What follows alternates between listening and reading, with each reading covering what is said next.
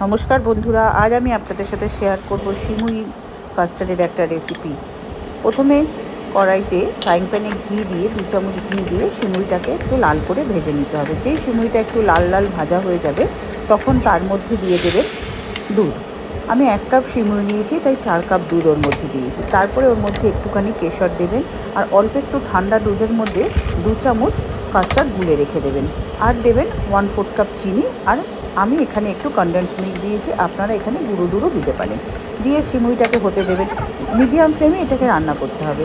আর কিছুটা কিশমিশ দেবেন, কিছুটা কাজু বাদাম দেবেন, দিয়ে এটাকে হতে দেবেন। যেই সিমুইটা হয়ে আসবে তখন তার মধ্যে অল্প অল্প করে ওই লিকুইড কাস্টার্ডটা ওর মধ্যে দিয়ে দেবেন, দিয়ে খুব ভালো করে নাড়তে থাকবেন। না নাড়লে কী হবে, পাম জমে যেতে পারে।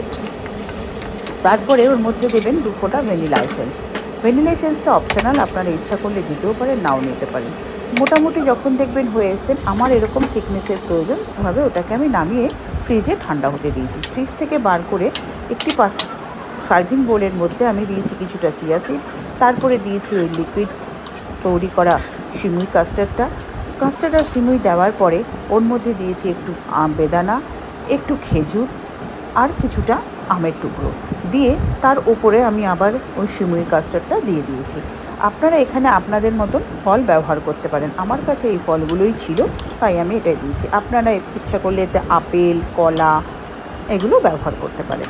তারপরে উপর থেকে এই সিমুইটাকে দিয়ে ভালো করে পুরো ফলগুলোকে ঢেকে দিয়ে উপর থেকে আবার আমি একটু কুচনো অ্যালমন্ড দিয়েছি। আপনারা ইচ্ছা করলে এখানে পেস্তা থাকলে পেস্তাও দিতে পারে।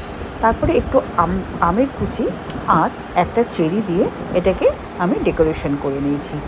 এইভাবে আমার হয়ে গেছে ফ্রুটস সিমুই কাস্টার্ড। আশা করি আমার এই রেসিপিটি আপনাদের ভালো লেগে থাকবে।